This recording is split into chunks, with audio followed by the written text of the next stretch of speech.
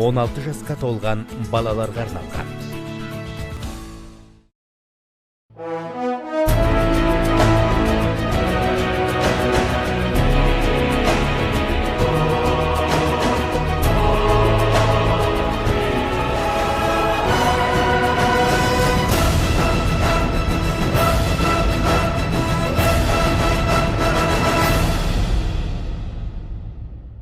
Тағы да жан түршігерлік жол көлік оқиғасы, айтарға ауыз бармайтын ауыр қаза. Белгөл кентінде 5 жастағы қос бүлдіршінді масаң күйдегі жүргізуші КамАЗбен қағып өлтірді. Тұлымшағы тербеліп, тоңбаңдаған кішкентай қыз балаларды езгенін біле тұра, көлікті тізгіндеген адам оқиға орнынан қашып кеткен. Қос періште қауырсындай қалықтап көкке ұшып кете барды. Қайғыдан қан жұтқан ата-ана зарлап қалды. Жаратушыдан сабыр тілеуден басқа не шара?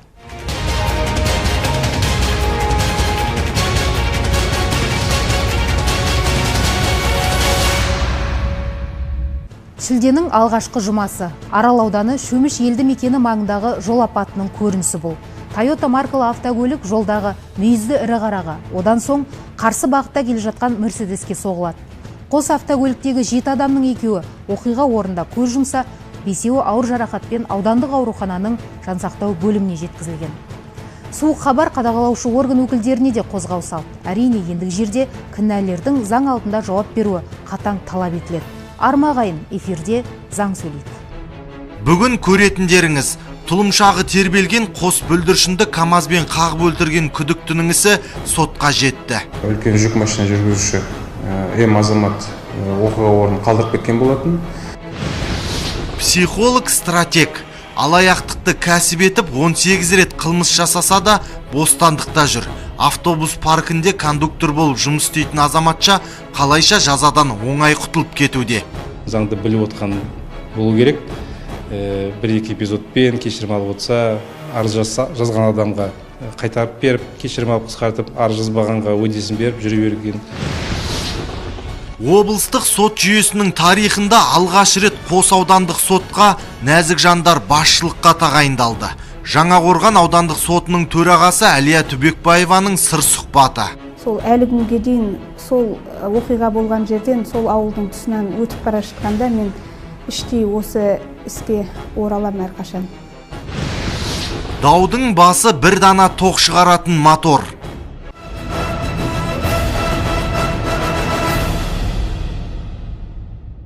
Ендігі жерде полицейлер қырағылық танытып, жол қозғалысындағы қауіпсіздік шараларын күшейтпейінше, онсы да шыдамы шытынаған жұрттың төзімі сарқылмасына ешкім кепіл бола қоймас. Дау жанжалдардың өртте өршуіне себеп көп. Сүреңсіз статистика сөзімізге дәлел.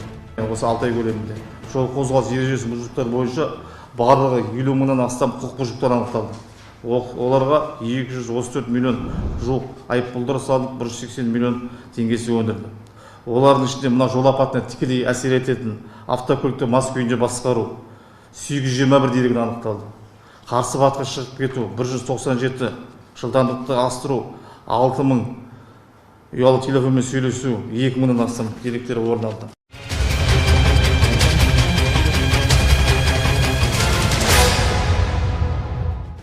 Он 14 жастағы оқушының кесірінен мерт болған Саида есімді бойжеткенге қатысты резонансты іс қоғамның жұдырықтай жұмылуына себепші болса, бұл жолы көрермендерімізді шынашақтай қос бүлдіршіннің қазасы қатты алаңдатып отыр. Редакциямызға сұрақ жауған апта болды бұл. Неге қымбат көлік тізгіндеген бала адам өлтірсе де тайраңдап жүреді? Неге шопыр ауыр жүк көлігіне ішімдік ішіп отырады? Мас күйінде көлік басқару деректері неге көп? Сақшылар қайда қарап отыр? Дереу қарау өткізіп, уже полиция департаментіне, облыстық прокуратураның басшылығы оқиға болған жерде болған. Оқиға жасаған үлкен жүк машина жүргізуші азамат оқиға орнын қалдырып кеткен болатын. Жедел іздестіру шаралары арқасында сол күні табылып, уақытша тергеу абақтысына жеткізілген болатын. Жүргізуші күдікті танылып, оның әрекеті сараланып, 1 маусым күні Қызылорда мамандырылған тергеу сотымен оған 2 айға күзетпен ұстау санкцияланған болатын бұлтартпау шарасы. Қазір таңда іс бойынша толық сараптамалар өткізілді. Барлық жаңағы іске қатысты дәлелдемелері толығымен жинақталып, іс Қызылорда қалалық 2-ші сотына қарауға жолданды. Қос бүлдіршінді қағып өлтіріп, оқиға орнынан бой тасалаған КАМАЗ жүргізушісі жедел іздестіру шараларының нәтижесінде құрықталды. Ол 37 жастағы Алматы облысының тұрғыны болып шықты. Күдікті жергілікті компаниялардың бірінде келісім шарт негізінде жалданып жұмыс істейтін көрінеді. Ал енді қоғамдық көлікке мінсеңіз де сақ болғайсыз. Қаладағы автобустардың бірінде алаяқтықты кәсіп еткен кондуктор жұмыс істейді. 18 рет істі болса да, адамды арбау әдетінен арыла қоймапты. Қазір бостандықта жүр.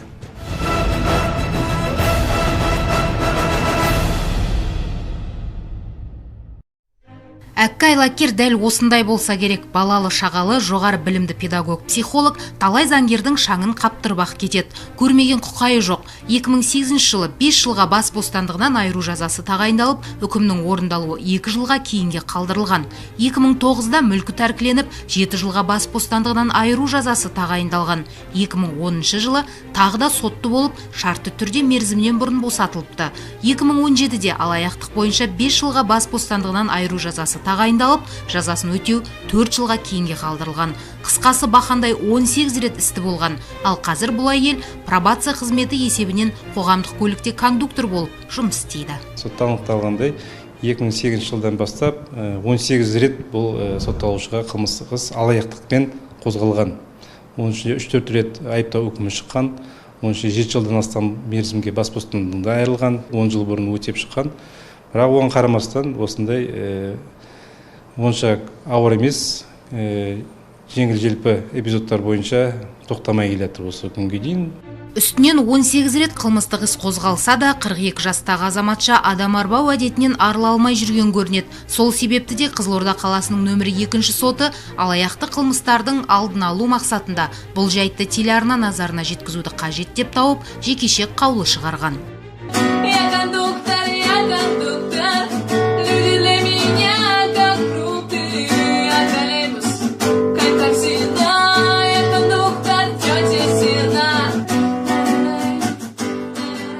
Қызылорда автобус паркінде келісім шарт негізінде 207 адам кондуктор болып жұмыс істейді. Соның ішінде біздің жұмбақ кейіпкеріміз пробациялық қызмет есебінен еңбекке тартылған. Бір қызығы, өзі осындай халде жүріп, жұртты жұмысқа орналастырам деп сендірген. Сот odasында сұрағанбыз, прокурор да сұрады, қорғаушы да сұрады, сот та сұрады. Мүмкіншілігіңіз болды ма, танысыңыз болды ма жұмысқа орналасатын? Соттаушының жауабы мүлдем ешкім танымайды. Ешқандай жұмысқа біреуді орналастыруға мүмкіншілігі жоқ. Сондықтан тек қана ақша керек болғандықтан алдап алғанын бізге мәлімдеді.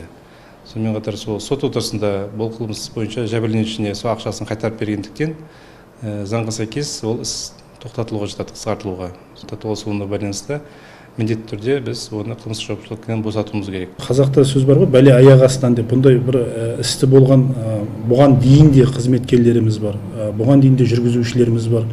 Осындай қылмыстық істі болып, жазасын өтеу орындарында атқарып, түгелдей мойнына алып сөйтіп келген. Әрине, бұл жерде де барлығы жұмыстың жүйелі түрде жүргізілуіне байланысты әрбір ортадан сынақ мерзімінен өтеді. Соның ішінде бір азаматша осы пробациялық жолмен келіп, өзінің тәртібінің, жұмыс үлгерімінің дұрыс екендігін көрсеткеннен кейін, ол уақытта сәуір айында келген болады. Сәуір айында бір ай мерзімге сынақ мерзіммен алған болады сол кісіні. Бір айдан кейін оның жұмысының тиянақты екендігін, жұмыс жүргізуге мүмкіндігі бар екен, ортамен қарым-қатынасы дұрыс екендігі анықталғаннан кейін эксплуатация бөлімі арқылы ұсыныс беріліп, мамыр айынан бастап ол кісімен келісімшарт жасалып, еңбек келісімшарт жасалып, сол арқылы жылдың соңына дейін біз ол кісілермен келісімшартқа отырып, қазір бізде ол кісі өзінің қызметтік міндетін атқарып жатыр. Қоғамның ортасына бейімдеу жұмыстарымен айналысып жатырмыз. Қолымыздан келгенше барлық мүмкіндікті пайдалана отырып, ол кісілердің дұрыс жолға бағыт алып кетуіне қызмет атқарып отырамыз. Заң бойынша қылмыстық жауапкершілікке тартылмаған әйелдің бет жүзін көрсете алмаймыз. Аты жөнінде жариялауға құқымыз жоқ. Ал сот әлгі азаматшаға соңғы ескертуін жасапты. Ақпан айынан бастап бұндай қылмыстардың санаттарын заң шығарушы парламент оны ауыр қылмыс санатына көтеріп қойды, ауырлатып қойды мән-жайларды. Бұл енді татуласу себебі қылмысы былтыр жасалған. Бұл заң шыққанға дейін заң енді кері әсері болмайды. Көп санат сотталып отқандықтан заңды біліп отқан болу керек. Бір-екі эпизодпен кешірім алып отса, арыз жазған адамға қайтарып беріп, кешірім алып қысқартып, арыз жазбағанға уәдесін беріп жүре берген.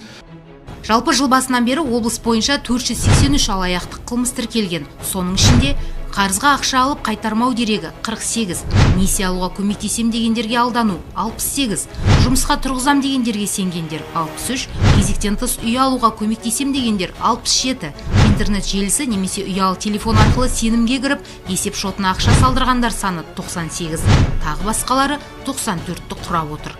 Осы қылмыстарды жасаған күдіктілердің 107-сі әйел, 47-сі ер азаматтар.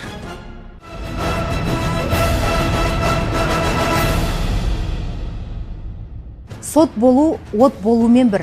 Әсіре айтқанымыз емес. Өз басыңды бұлай қойып, басқаның тағдырын таразылау үшін әркез жалындап жүруің керек. Бұра тартып, бұқпан тайлап, бұқсып бөлінуге жол жоқ.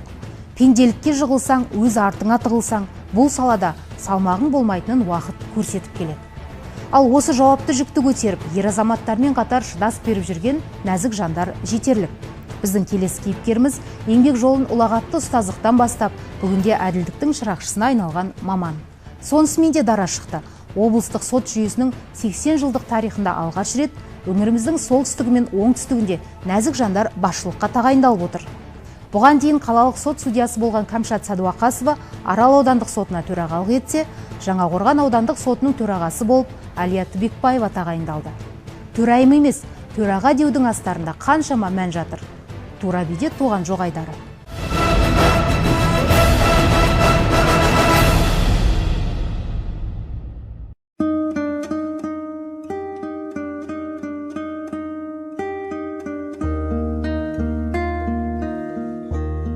Әртүрлі фактор енді ол алаяқтыққа да, ұрлыққа да әсер ететін. Мысалы, кейбіреулер оны өзінің жұмыссыздығымен, ақшасының жоқтығымен байланыстырып пайда тапқысы келетінін айтады. Ал кейбіреулер енді қарап тұрсаңыз, кейбір сотталушылардың жағдайы да жақсы, оны қажет етпейді де ол ақшаны, бірақ енді ол қоғам ғой, енді қоғам болғасын түрлі адам болады. Жаңақорған аудандық сотының өндірісінде де алаяқтық санатта істер қаралды. Мысалы, осы ағымдағы жылдың басында өзім өндірісінде қылмыстық іс қарадым. Ол бойынша екі құрбы, біреу сотталушы, біреу жәбірленуші. Сотталушы жәбірленушіге бала асырап алу үшін көмектесемін деп 800 мың теңге ақшасын алаяқтық жолмен иемденген. Осы іс бойынша бұл ауырлығы орташа санаттағы қылмыс болып табылады. Алаяқтық істер егер бір эпизодтан тұрған жағдайда және келтірілген залалдың мөлшеріне қарай, бұл жағдайда енді сот отырысында тараптар әрине олардың бұрыннан достық қатынасы бар. Енді осының бәрін ескере келе жәбірленушіден сотталушы кешірім сұрап, келтірілген залалды өтеп, сот процесінде олар медиация тәртібімен татуласып, іс өндірістен тоқтатылды. Дегенмен мен өзім бұл іс бойынша да мысалы ойға қалдым. Сонда біреу енді жәбірленуші азаматша мысалы осыған дейін енді бірнеше жыл қатарынан сәби сүймей өмірдің енді қиындығын көріп тәлкегіне ұшырап жүр. Ал оның құрбысы, оның осы жағдайын пайдаланып, алаяқтықпен ақшасын иемденгісі келді, пайда тапқысы келді. Түрлі істерді қарадық, енді оның ішінде есімде қалғаны, мысалы, қылмыстық кодексінің 345 бабының 4 бөлігімен, яғни жол қозғалысы қағидаларының ережесін бұзып, екі адамның өліміне әкеп соққан жол көлік оқиғасы бойынша сотталушы ретінде осы Шиелі ауданының тұрғынына қатысты қылмыстық істі қарадым. Бұл жерде ең қиын жағдай әрине жол қозғалысы ережелерін бұзып, кісі өліміне әкеп соғу бұл абайсызда жасалған қылмыстар болып табылғанымен, бұл жерде кісі өліміне әкеп соққан істер бойынша қанша тараптар татуласып тұрған жағдайда да медиация туралы заңын қолдануға жол берілмейді. Бұл жерде ең қиыны сотталушы, мысалы, жас жігіт, ал жәбірленуші ретінде оның өзінің жәбірленушілердің бірі қайтыс болған, оның өзінің жұбайы болатын. Және жұбайының құрбысы осы екі адамның өліміне әкеп соққан іс бойынша Бізде сотпен істі қарау қорытындысымен сотталушыға бас бостандығынан айыру түріндегі жаза қолданылды, және ол жазасын өтеуге қоныс колониясы дейді, ол кезде сол жаза өтеу орнына жіберілді. Сол кезде жігіттің сотталушының сот процесінде егіліп тұрып, мен өзімнің жұбайыма, өзімнің сондай достарыма, өзімнің жақыныма өлім тілемеймін ғой, абайсызда болған жағдай деп налығаны әлі күнге есімде. Сол әлі күнге дейін сол оқиға болған жерден, сол ауылдың тұсынан өтіп бара жатқанда мен іштей осы іске оралам әрқашан. Менің өзімнің өмірлік қағидам өмірге адам болып келгесін, адам болып кету деген осындай қағиданы ұстанам.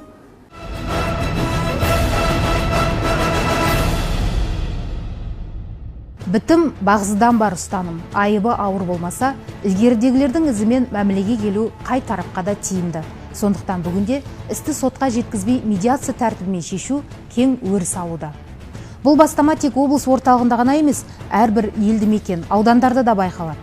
Сөзіміз жүйелі, деректер дәйекті болу үшін Жаңақорған ауданынан ақпар келтірейік. Былтыр ауданда жыл аяғына дейін 500-ге жуық іс медиация тәртібімен шешім тапқан. Ал осы кезеңнің өзінде 428 іс бітіммен бітіпті. Тату тарқасқан тараптардың тірлігіне осы аптада біз де куә болдық.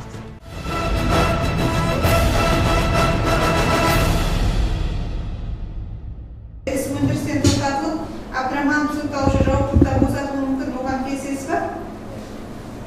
Даудың басы бір дана теха үлгісіндегі тоқ шығаратын мотор. Жауапкер танысының тұрмыстық зат сақтайтын сарайына ұрланып кіріп, техниканы қолды еткен. Ізінше талап қоюшы сотқа арызданып, көп ұзамай күдікті құрықталды. Сот тергеуінде анықталғандай, сотталушы А жәбірленушінің құрылысы бітпеген үйінің ауласында орналасқан сарайына заңсыз кіріп, оның құны 95 мың теңге тұратын бір дана цеха үлгісіндегі тоқ шығаратын моторын жасырын жымқырып ұрлаған. Бұл ауырлығы орташа санаттағы қылмыс болып табылады. Басты сот талқылауында айыпталушы өзінің кінәсін толықтай мойындап, мүліктік залал келтіргенін растады. Екі тарапта қылмыстың жасалғанына, оның дәлелденуі мен саралануына дау келтірген жоқ. Сондықтан жауапкер шығынды толық өтегендіктен, екі жақты келісім бойынша іс тоқтатылып, медиация тәртібімен шешімін тапты. Сотталушының жәбірленушіге келтірілген залалды өтегені анықталды. Осы негізде тараптар даушарды реттеу туралы, медиация тәртібімен реттеу туралы келісімге қол қойған. Бұл біз келтірген бір ғана дерек. Жалпы Жаңақорған ауданында дауларды медиация тәртібімен реттеуде жұмыс жүйелі. Сот ғимаратынан тараптарға құқықтық қызмет көрсету бұрышы ашылып, онда кәсіби медиаторлар кеңес беруде. Кәсіби медиаторлардың 6-ауы осы жерде тиімді жұмыс істеп жатыр. Осы аудан ішінде. Осы кезге дейін 428 істі қазір қарап, өзара татуластырып, нәтижесін берілді. Қылмыстық істерде тоқтатылды, әкімшілік істерде тоқтатылып жатыр, сот процесі барысында тоқтатылып жатыр. Осының өзі халыққа үлкен көмек. Дау мұраты бітім екенін түсінген тараптар медиация тәртібімен мәселесін шешуге ынталы. Мұны ауданда ашылған татуласу орталығындағы бастамалардан да байқауға болады. Әділ төрелікке негізделген алаңда көбіне алимент өндіру, алаяқтық істер мен қарыз дауларына қатысты мәселелер сотқа жетпей оң шешім табуда.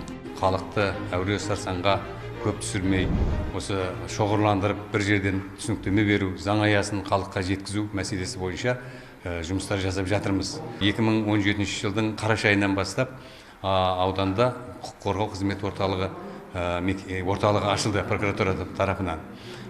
2018 жылдың сәуір айынан бастап татуласу орталығы ашылды. Осы екі орталықта осы бір ғимараттың ішінде орналасқан.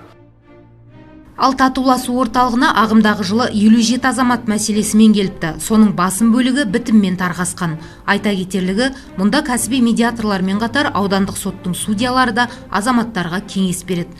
Бұл жоба тұрғындарға тиімділігін көрсетсе, бір жағынан бітімгер мамандары мен судьялардың өзара тәжірибе алмасуына таптырмас мүмкіндік болып отыр.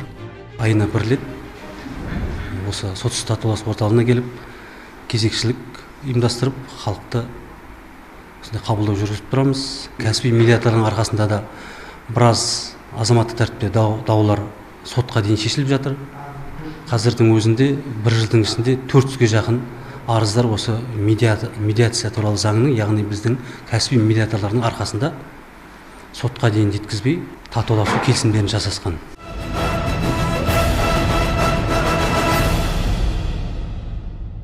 Медиацияның мәні мен маңызы күн өткен сайын өзінің өзектілігін дәлелдеуде. Тарихқа тереңдемегеннің өзінде қазіргі дамыған ақш, Ұлыбритания, Германия секілді алпауыт елдерде де бұл тәсіл тиімді қолданылып келеді.